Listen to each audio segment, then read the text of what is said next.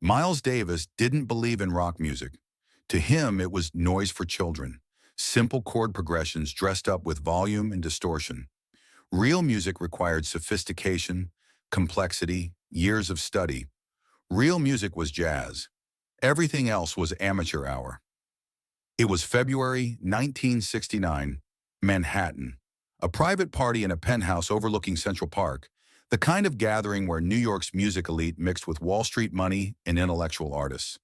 The host was a record executive who threw these salons monthly, bringing together musicians who normally operated in different worlds.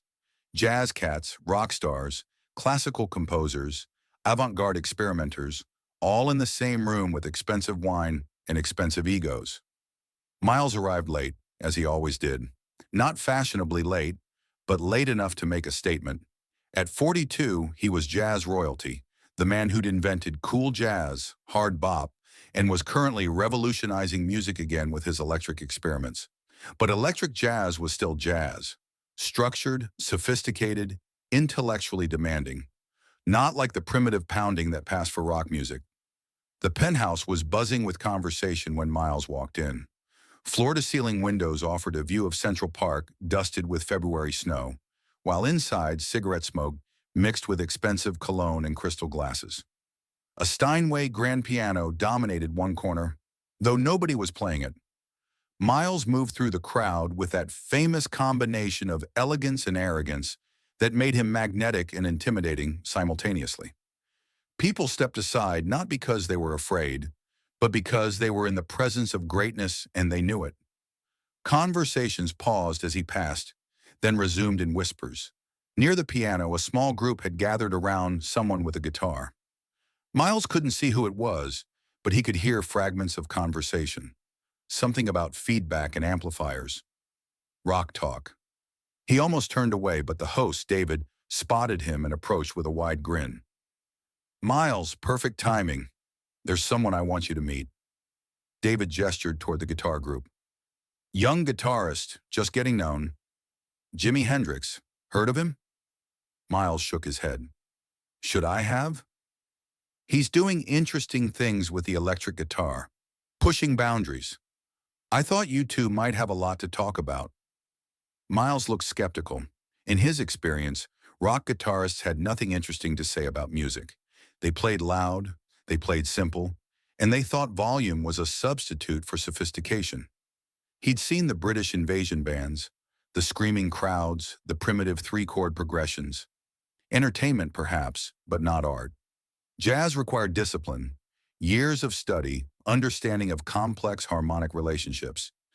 Rock musicians simply didn't have that foundation. They relied on energy and youth, which was fine for what it was, but it wasn't serious music.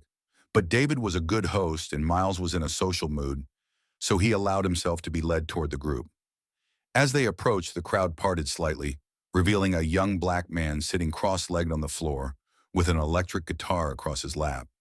He wasn't plugged into an amplifier, just playing acoustic patterns on the electric strings. His hair was wild, an enormous afro that seemed to defy gravity. His clothes were colorful, almost psychedelic. Nothing like the sharp suits Miles preferred. "Jimmy," David said, "I'd like you to meet Miles Davis." The young man looked up.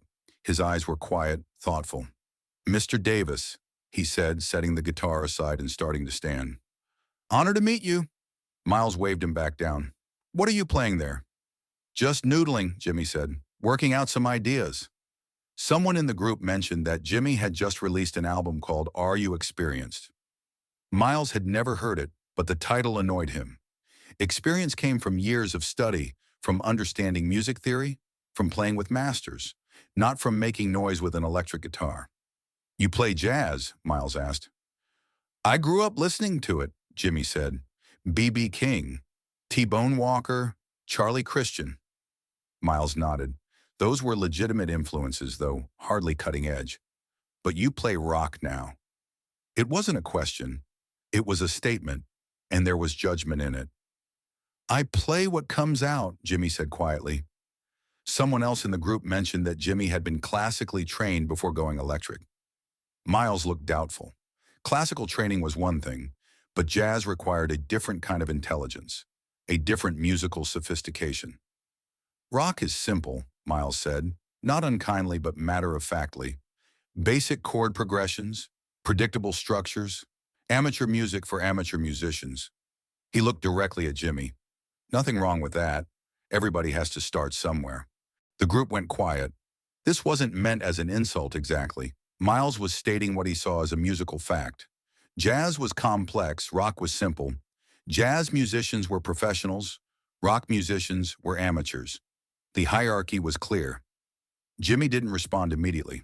He looked down at the guitar in his lap, his fingers moving silently across the strings. The room's conversation continued around them, but the immediate circle had gone still, waiting to see how this would play out. "You know any standards?" Miles asked, his tone suggesting this would settle the matter. "A few," Jimmy said. "Round midnight?" "Yes." "All of me?" "Yes." Miles smiled slightly. These were jazz standards every serious musician knew, but knowing them and being able to play them were different things. "Show me." David, sensing an opportunity, gestured toward a small amplifier in the corner. "Jimmy, want to plug in?" Jimmy shook his head. "This is fine." He adjusted the guitar on his lap and started tuning, each string precisely calibrated by ear. The tuning process took maybe 30 seconds, but in that silence, something shifted in the room. People sensed that something was about to happen. Then Jimmy started playing Round Midnight. The first notes were soft, barely audible over the party conversation, but within seconds the room began to quiet. This wasn't rock. This wasn't simple chord progressions or amateur musicianship. This was sophisticated jazz guitar, but unlike anything Miles had ever heard. Jimmy played the melody with his thumb while his fingers worked out complex harmonies on the higher strings. Without an amplifier, every note was clear, distinct, unamplified. There was nowhere to hide behind volume or effects. This was pure musicianship, and it was extraordinary. Miles found himself leaning forward, studying Jimmy's fingering, his approach to the fretboard. The young man was using chord voicings Miles recognized from piano arrangements, but adapting them to guitar in ways that shouldn't have been possible. His left hand moved with the fluid precision of a classical guitarist, while his right hand attacked the strings with a percussive intensity that was distinctly American, distinctly blues-influenced. But it was more than technical skill. Jimmy was interpreting Thelonious Monk's composition, finding spaces in the melody that even Miles hadn't heard before, adding harmonic flourishes that enhanced rather than distracted from Monk's original intention. He played it with reverence, but also with his own voice, making it both classical and contemporary. Each phrase was perfectly weighted, each pause meaningful. Miles stood perfectly still, listening. His expression was unreadable, but internally his understanding of what he was hearing was rapidly shifting. This wasn't a rock musician playing jazz. This was a jazz musician who happened to play rock. The sophistication, the harmonic understanding, the improvisational intelligence, it was all there. After playing the head, Jimmy launched into an improvised solo, still acoustic, still soft, but now revealing the depth of his musical knowledge. He played bebop phrases, but he played them with a different feel, a different rhythm. He incorporated blues bends and slides, but in service of jazz harmony. He was synthesizing different musical languages into something coherent and personal. Miles felt his preconceptions crumbling in real time. This wasn't a rock musician trying to play jazz. This was a complete musician who understood the deep structures of American music, blues, jazz, gospel, country, and was synthesizing them into something new. The bebop phrases were there, but they were filtered through a blues sensibility that made them warmer, more human somehow. What struck Miles most was Jimmy's rhythmic approach. He wasn't playing in straight time like most jazz guitarists. Instead, he was pushing and pulling against the beat in ways that created tension and release, making the music breathe like a living thing. It was sophisticated rhythmic displacement that most jazz musicians took years to develop, but Jimmy was doing it naturally, instinctively. The room had gone completely quiet. Conversations had stopped. People were standing still, listening to this young guitarist transform a jazz standard into something both familiar and entirely new. Miles noticed that even the most experienced musicians in the room, session players, jazz veterans, classical composers, were transfixed. Miles felt something he rarely experienced: surprise. And with the surprise came something even rarer: respect. This wasn't amateur music. This was advanced musicianship expressed through a different medium. When Jimi finished the song, there was a moment of complete silence. Then someone started clapping, and suddenly the room was applauding. But Miles didn't clap. He was processing what he just heard. "Where'd you learn to play like that?" Miles asked. "Same place you did, probably," Jimi said. "Listening to records, trying to figure out how they made those sounds." Miles nodded slowly. "You ever play with a rhythm section?" "Sometimes." "You ever play without all the—" Miles gestured vaguely, meaning the volume, the effects, the rock apparatus. "All the time," Jimi said. "That's how I practice. Acoustic. No amplifier. Just the guitar and the ideas." David was watching this exchange with fascination. He'd hoped the two musicians might have an interesting conversation, but this was beyond what he'd expected. Miles Davis, who dismissed most musicians, was clearly engaged. "Play something else," Miles said. Jimi looked around the room, then back at Miles. "What do you want to hear?" "Your choice." Jimi thought for a moment, then started playing All of Me. But his interpretation was unlike any version Miles had heard. Jimi played it as a ballad, slow and contemplative, finding emotional depths in what was usually treated as a medium-tempo standard. His guitar became almost voice-like, singing the melody with bends and vibrato that made it sound human. Halfway through, Jimi began harmonizing with himself, playing both the melody and a counter-melody simultaneously. It should have been impossible on a single guitar, but somehow he was making it work, creating the illusion of multiple instruments while maintaining perfect musical logic. Miles was transfixed. In his world, musicians spent years learning to do what Jimi was doing naturally. The harmonic understanding, the rhythmic sophistication, the emotional intelligence, it was all there, but expressed through an instrument and in a style Miles had dismissed as primitive. When the song ended, Miles sat down next to Jimi. "How long you been playing?" "Since I was 12. 15 years. Miles did the math quickly. "You study formally?" "Some, mostly self-taught." This made it even more impressive. Formal training was valuable, but musical intelligence like this was innate. You either had it or you didn't, and Jimi clearly had it. "You ever think about playing jazz seriously?" Miles asked. "I love jazz," Jimi said, "but I also love blues, rock, R&B. I don't see them as separate things. Music is music."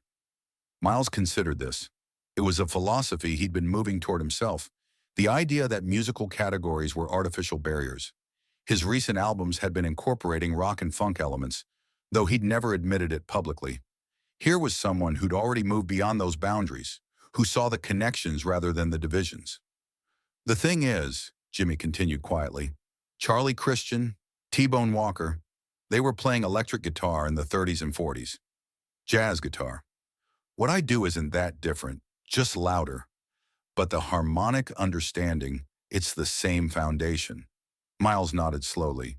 He'd never thought about it that way, but it made sense. The electric guitar had been a jazz instrument first. "Most people hear the volume and think it's simple," Jimi added, "but underneath, there's the same complexity. I just choose to express it differently. I'm working on some new material," Miles said slowly. "Electric stuff. More rock influence than what I've done before."